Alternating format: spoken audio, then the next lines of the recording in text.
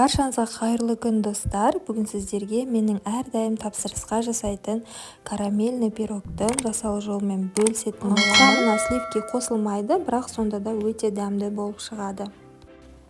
Ал бастайық. Алдымен қамырын дайындаймыз. Ол үшін бірінші еліктен ұнды өткізіп, үстіне қопсытқышты қосып, және де тоңазытқышта тұрған маймызды алып, үккіштен өткіземіз. Сары майды ұнға аунатып отырып өткізу керек, сол кезде ыңғайлы болады. Барлығын өткізіп алғаннан кейін, осылай қолымызбен араластырып, крошка дайындайтын боламыз. Бұл жерде мен осы пирогқа тапсырыс түскеннен кейін бірден 2-ге көбейтіп дайындап жатырмын. Ал описанияда мен тек бір пирогтың ингредиентін жазып қоятын боламын. Крошкамызды дайындап алдық. Енді бөлек ыдысқа жұмыртқаны жарып, үстіне қантты салып, жақсылап қанты ерігенше араластырамыз. Одан кейін осы жұмыртқалы массамызды ұнға қосып, қолымызбен жұп-жұмсақ қамыр елейтін боламыз. Негізі осы қамырды дайындап үйреніп алсаңыздар, кез келген пирогтың основасы ретінде қолдануға өте ыңғайлы. Мысалы сметанникке, восточный пирогқа, тағы да басқа сондай құймалы пирогтардың основасы ретінде қолдана беруге болатын сондай универсальный қамырлардың бірі. Қамырым дайын болды, артық ұн қоспаймын. Қолға жабысып, егер жұмыс істеуге ыңғайсыз болып жатса, 5-10 грамм ұн қосып жіберуге болады. Осылай целлофанға немесе пищевая пленкаға орап, начинкасы дайын болғанша холодильникке қоя тұрамыз. Енді начинкасын дайындаймын. Ол үшін бізге жақсы, өте сапалы вареная сгущенка керек болады. Мен қандай қолданатынымды астына описанияға жазып қоямын. Және де қаймақ міндетті түрде 20%-дан жоғары болу керек. Одан төмен болса, ортасы қатпай, дұрыс піспейді. Одан кейін 2 жұмыртқа үшеуін қосып, жақсылап араласқанша миксерлеп аламыз.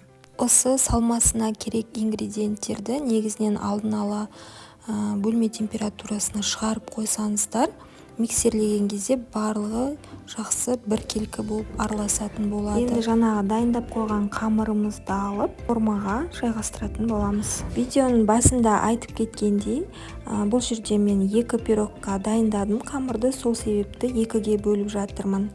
Егер сіздер бір пирогқа ингредиенттер пайдаланатын болсаңыз, ол кезде бөлмей бірден жайып формаға жайғастыра бересіздер. Мен осындай форма пайдаланамын. Оның асты көріп тұрғандарыңыздай ашылады.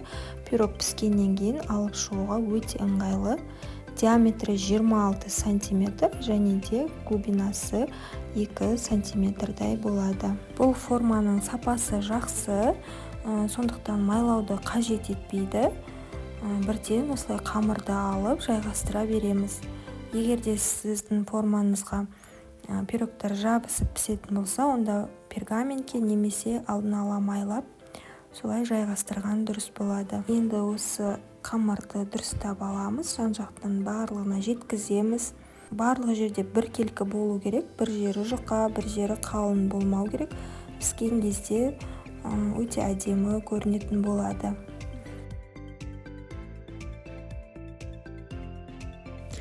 Енді осы сыртына шығып тұрған қамырды алып, салмасын құйғаннан кейін бетіне әсемдік ретінде қолданатын боламыз. Основаны дайындап алдық, енді салмасын құямыз. Бір араластырып жіберіп, құйып, бүкіл жан-жағына жеткізіп дұрыстап аламыз. Мен салмасына қаймақ қолдандым.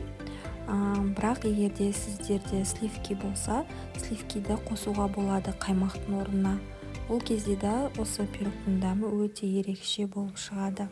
Ендігі кезекте жаңағы қалып қойған қамырға шамалы ұн сеуіп жіберіп, оқтаудың көмегімен жайып, кез келген форма жасап, мен осындай үйдегі бар формамен домалақ қып осылай кесіп алып, пирогтың бетіне қойып шығамыз барлығын. Негізі бұл карамельный пирогтың ең басты ингредиенті ол вареная сгущенка. Неғұрлым ең жақсысын, ең сапалысын таңдап қосатын болсаңыз, сол кезде ғана пирогтың дәмі ерекшеленіп өте дәмді болады. Барлығын салып дайындап алдым. Енді осыны духовкаға 180 градусқа 30-35 минутқа салып пісіріп аламыз. Әркімнің духовкасы арғалай болғандықтан пісу уақыты да арғалай болуы мүмкін. Менде ровно 35 минутта толықтай пісіп шықты. Егер де сізде ортасы салмасы піспей әлі де қозғалып тұратын болса, тағы да толықтай піскенше 5-10 минуттай духовкада ұстай тұрасыздар. Піскеннен кейін толықтай суытамыз. Одан кейін барып формасынан шешіп, әдемілік үшін сахарная пудраны сеуіп қойсаңыздар болады. Тапсырысқа жасап жатқан пирог болғандықтан осылай қасына микс етіп, восточный пирогты да жасадым.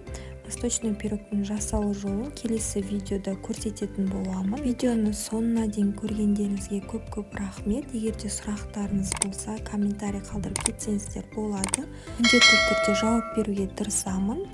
Келесі видеоларда кездескенше.